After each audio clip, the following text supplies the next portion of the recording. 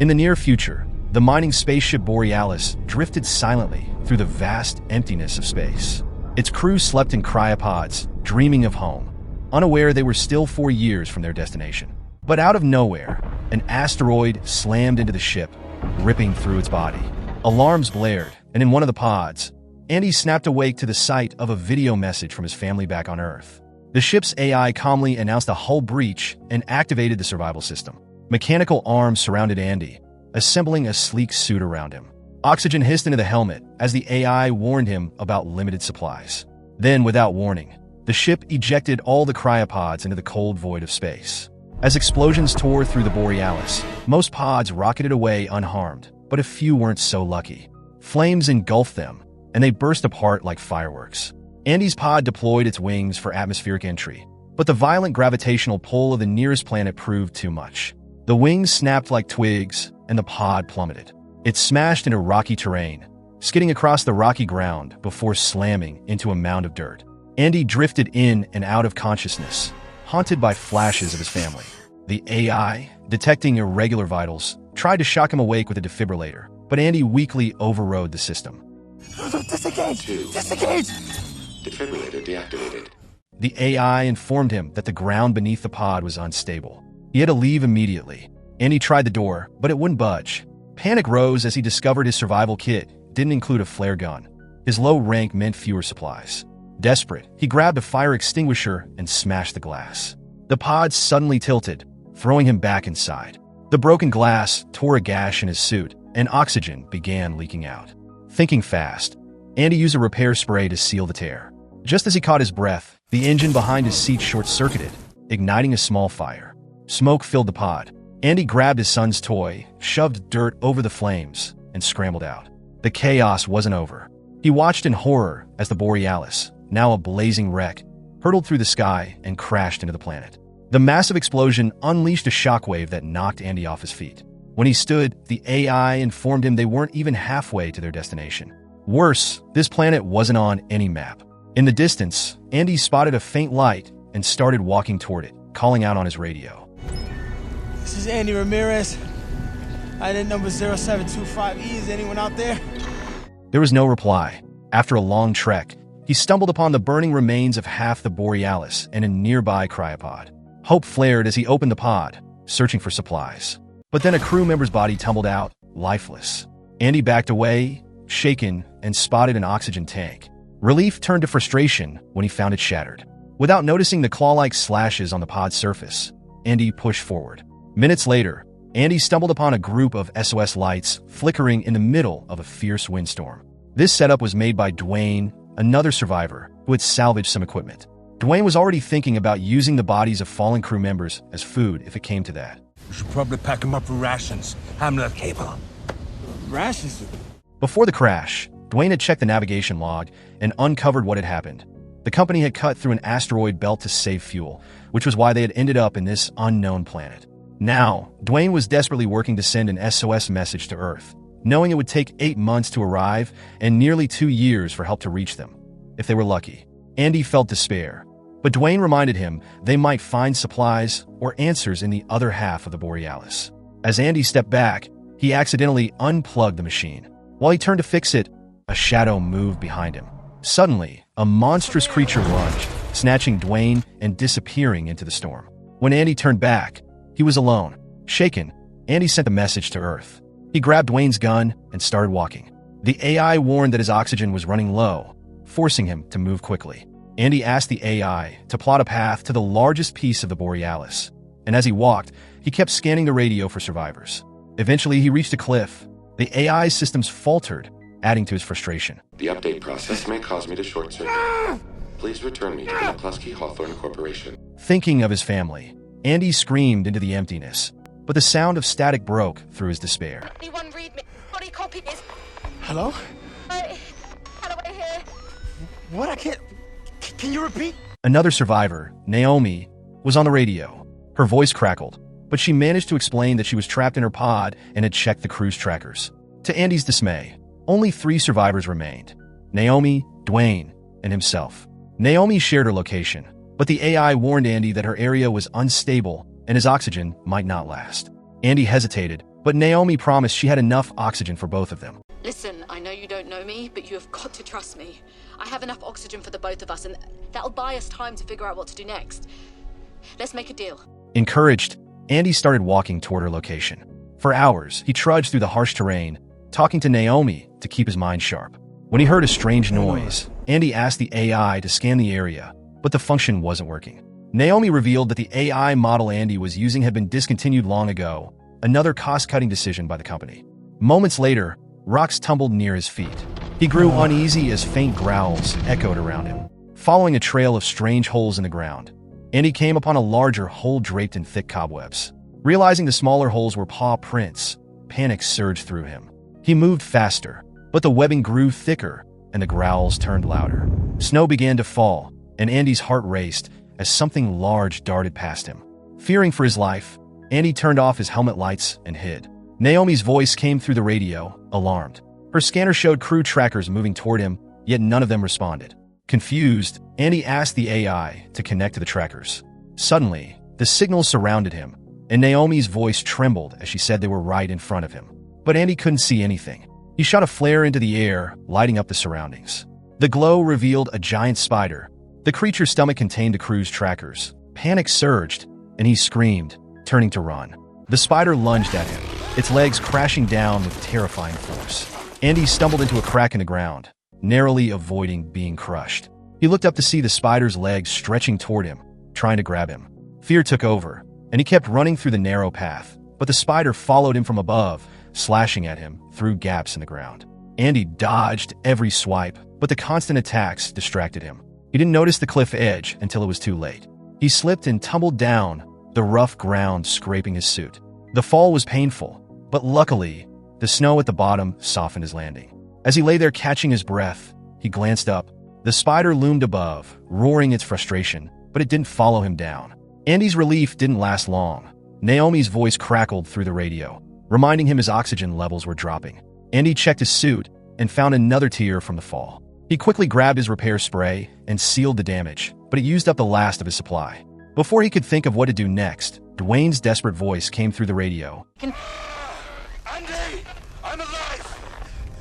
Oh my God, is that Dwayne? He was fighting off a group of spiders. Naomi urged Andy to help, but he hesitated. His gun wasn't working, his scanner was unreliable, and he didn't want to face more monsters. But when Naomi pointed out that Dwayne might have oxygen, Andy had no choice. He followed the flares Dwayne was shooting into the sky, running through the wreckage of the crashed pods. Andy finally spotted Dwayne, who was barely holding off a spider.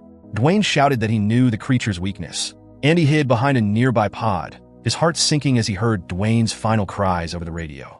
He peeked around the corner and saw the spider dragging Dwayne's lifeless body away. Andy's relief was short-lived as he noticed another spider feeding on bodies near a different pod. Okay, I almost got it. I'm gonna create a distraction. You just sit tight, all right? Naomi acted quickly, using her AI to activate the lights and voice system in one of the pods.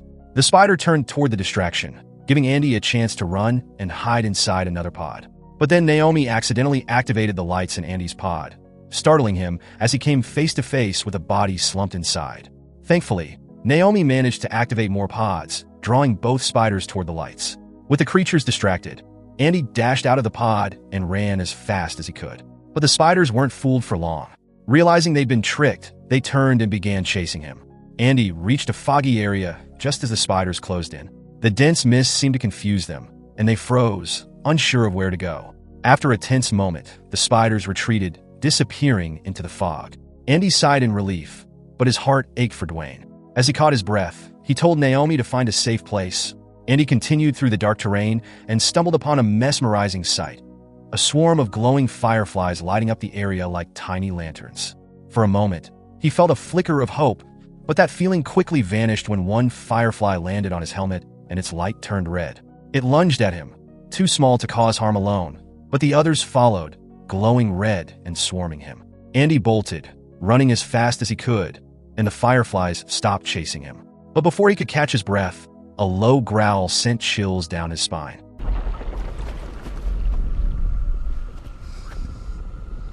Hold on. Something's up. What? What?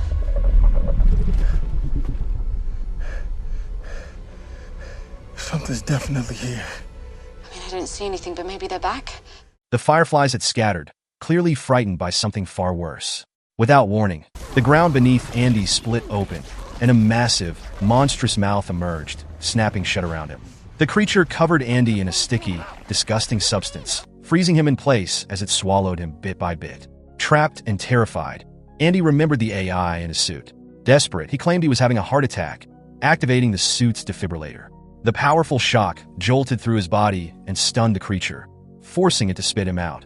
The monster roared in anger and lunged at him again.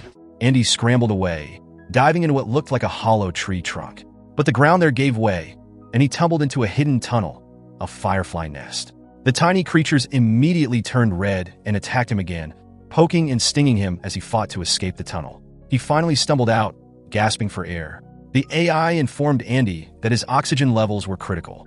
He barely had enough to reach the Borealis, and certainly not enough to reach Naomi. Naomi, still on the radio, urged him to head to the ship to save himself, but Andy refused to leave her behind. Stay on course. You don't have enough oxygen to make it to me. Go to the Borealis. Nah, I've come this far. I'm not changing course now. Determined, he pressed on toward her signal, even as flames from the wreckage blocked his path. The heat was suffocating, and Andy collapsed, struggling to breathe. He forced himself to get up, pushing past the pain and exhaustion. Finally, he reached Naomi's pod and collapsed at the door. Naomi quickly let him inside, and Andy breathed deeply, the fresh air filling his lungs. Naomi's leg was trapped, and Andy's hands weren't strong enough to free her. But her emergency kit contained tools he could use. He managed to get her unstuck, and though Naomi winced in pain, her leg was not broken. After a brief rest, the two prepared to leave. Andy improvised a splint to support her leg. As they moved, Naomi checked Dwayne's gun, but before they could plan their next move, the eerie sound of clicking filled the air. A horde of spiders crept closer, surrounding them. Andy and Naomi ran, with Naomi using her suit's AI to inject medicine into her leg to keep moving. The spiders chased them relentlessly as they raced toward the other half of the Borealis. Despite Naomi's injury, they kept going, sliding down slopes and using debris to slow the creatures down. But the spiders were faster, leaping over obstacles and closing in. One spider lunged, nearly catching them, but Naomi fired a flare. The bright light distracted the creature, sending it scurrying after the flare. She quickly shot another, diverting the rest of the horde long enough for them to reach the ship. Once inside, they slammed the hatch shut, but the controls were damaged. Naomi frantically worked to seal the door as the spiders pounded against it. Just as one spider managed to squeeze through, Naomi finally got the door mechanism to work, crushing the creature as it slammed shut. Yes! Yes! That's what I'm talking about! Ah! The remaining spiders clawed and hammered at the door, but for now, they were safe. Inside, Andy and Naomi surveyed the wreckage. The Borealis was heavily damaged, but the lights were still on. The backup generator was operational, giving them a glimmer of hope. The cargo hold seemed like their best chance for survival. It was full of supplies and had a stable atmosphere, meaning they could hold out there until help arrived. But as they explored, they found a trail of blood in one corridor. Following it led them to the main console, which was smeared with guts and tangled in cobwebs. They froze when a massive spider skittered in. Its stomach split open, spilling human remains onto the floor along with a bloodied helmet. Andy fought the urge to vomit as the spider prowled around, but it didn't notice them and eventually left. Just as they tried to move, a hatch in the ceiling opened, and an even larger monster descended. Panicking, Andy slammed the door shut to trap them in safety, but Naomi was furious. She explained that they were now stuck in an airlock with no way out. The bigger spider pounded on the right door, making it shake violently. Desperate, Andy started smashing the left door with a tool, but it was no use. They had no choice but to sit down and accept what felt like the end. Andy pulled out a video of his family and shared his painful past with Naomi. Naomi wouldn't let him wallow, reminding him that she was alive because of him. As the spider closed in, Naomi noticed something unusual. A glowing orb of fireflies stuck to Andy's suit. When the spider finally broke through, they hurled the orb at it. The fireflies swarmed the creature, attacking it furiously and forcing it to retreat. Seizing the moment, they activated the panel to open the other door and sprinted toward the cargo bay. But when they arrived, they realized they were standing on a high platform with no way down. The spider, now free of the fireflies, came after them again. Unable to close the door, they had no choice but to jump off the platform. The spider landed in the cargo bay at the same time as they did, recovering quickly and lunging toward them. Andy acted fast, throwing his repair spray straight into the monster's mouth. The creature bit down, triggering an explosion that disoriented it long enough for them to escape. But the spider wasn't done. It scurried along the ceiling, moving faster than ever, and landed right behind them. The force knocked both of them to the ground. Naomi stood up first and made a split-second decision to distract the spider, yelling for Andy to figure out a way to kill it. Andy spotted a line of pods in the cargo bay and instructed his AI to find one that still worked. The AI pointed to a pod at the very top. Andy climbed as fast as he could while Naomi dodged the spider below, her injured legs slowing her down. As Andy reached the top, he saw the spider strike Naomi, sending her flying. Thinking quickly, he shut off the lights, allowing Naomi to hide inside a nearby box.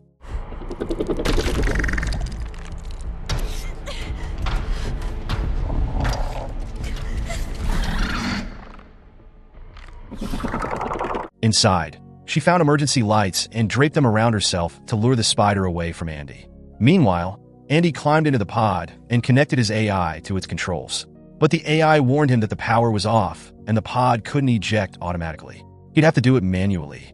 Naomi ran, the glowing lights drawing the spider's attention, while Andy prepared to launch the pod. Holding his son's toy for courage, he waited for the right moment, pushed through, and released the pod. The pod smashed into the spider, crushing it completely. Naomi rushed to Andy's motionless body, tears streaming down her face. She begged him to wake up, thinking he was gone. But after a tense moment, Andy opened his eyes, alive and unharmed. Relieved and exhausted, the two held hands as they made their way to a window. There, they watched the sun rise, its warm light filling the sky with hope.